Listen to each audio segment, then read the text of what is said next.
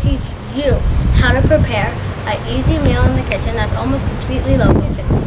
This meal was inspired by eating in the menu of Hillside Pharmacy, a local restaurant here in Austin, Texas.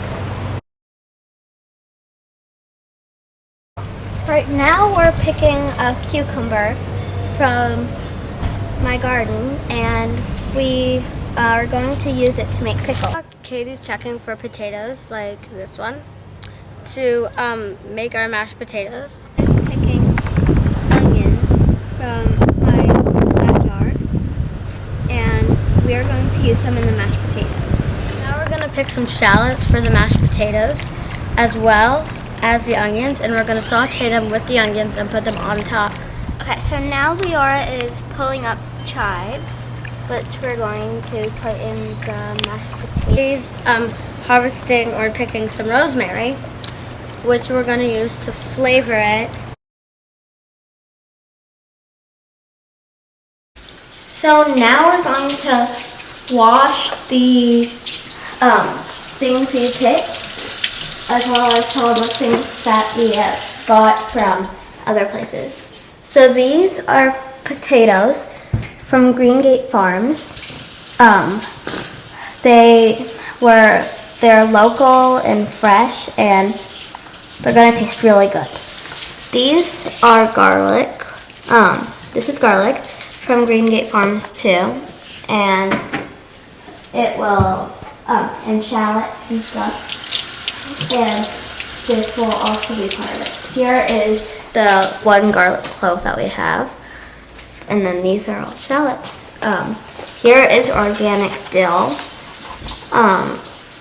And it has no GMOs or anything.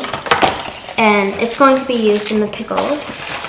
And here are bird's eye peppers. Okay, so the first thing we're going to do is we're going to fill up this pot with water to boil for the mashed potatoes, which we're going to then slice up and mash, essentially, to make the mashed potatoes. You want to get a pot and fill it with water, and you want to set the stove to high until it boils. And once it boils, you want to put the potatoes in, which are still currently being washed, which I can cut up right now. So now we're peeling and cutting the potatoes, which essentially we want to do in about 1-inch cubes, you could call them. And you want the potato to be halfway peeled. If it's a larger potato, if it's a smaller potato, then you don't really have to keep the skin on. Okay, so now once the water is boiling and the potatoes are all cut, you want to put them in the pot carefully by just sliding them off the board, as Katie is demonstrating.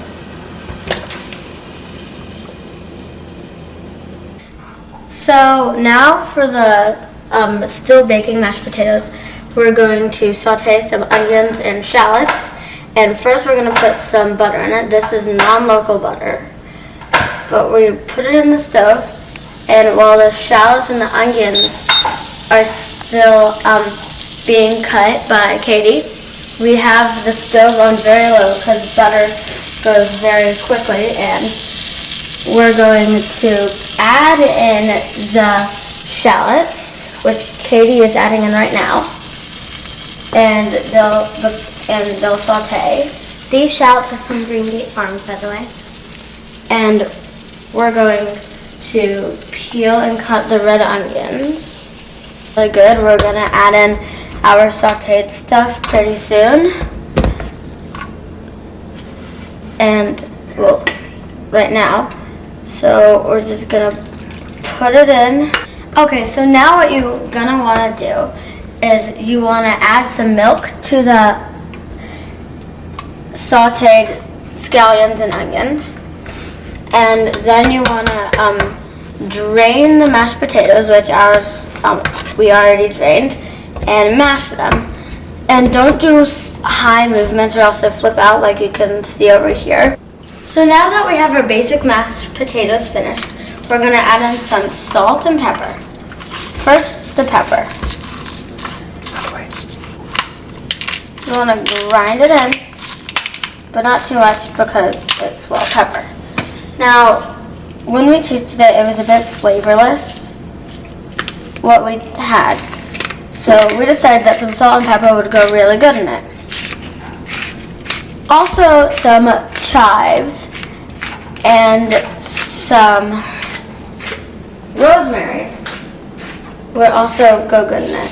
You don't want to make it too salty, so if it gets too salty, just add a bit more pepper, but not too much.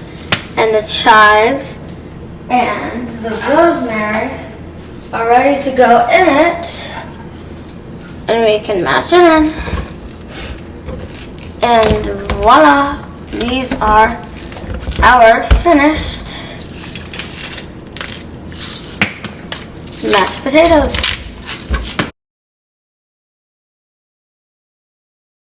So now I am cutting the cucumbers with this mandolin. So what you want to do now is put your cucumbers in the 1 pint jar, and then you're going to add the other ingredients to flavor the pickles. 1. So now I'm going to add in the garlic, which I peeled and smushed. I'm going to add the dill, which I washed. I'm going to add 3 of the bird's eye peppers. So these are the bird's eye peppers. These are my special ingredient. And now I'm going to put in some salt. I'll just put a little on the spoon. Might be too much.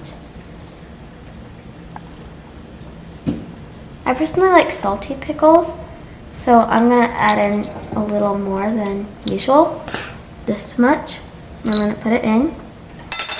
And now I'm going to add in some white vinegar.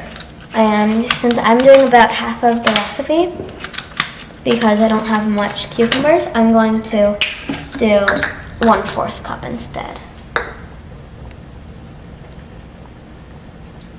So, I might add a tiny bit more. There. I'm going to pour this in.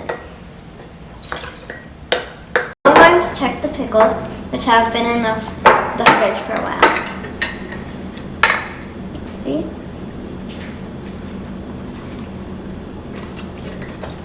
Really good. Go.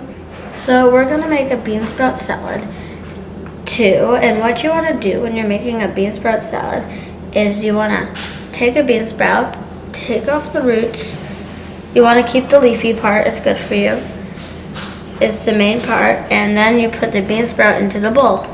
Added a bit of lettuce. So after we prepared the bean sprouts and got the roots off, we're going to make the dressing. We need 1/4 cup of olive oil, and we're going to do 1 or so teaspoons of homemade red wine vinegar. So I'm going to measure this into 1 tablespoon. Oops. And then I'm going to pour it in. And now I'm going to smush some shallots.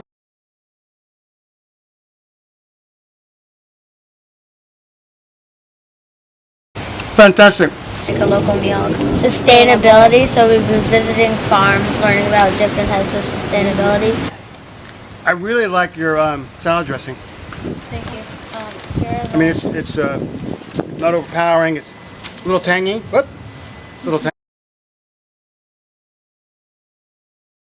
I'm going to get a spoon for that. Oh, never mind. Not. And so once I cut all the cucumbers, then I will be ready to make it. 3, 2, 1. Okay, so what you want to do now is about put half. Can we restart? Yep. Yeah. So after we got ready all the bean sprouts, we are going to make the dressing, which is this, which is olive oil. which is olive oil. Can this be a blooper? Our school, our big unit today and our grade today, this year, has been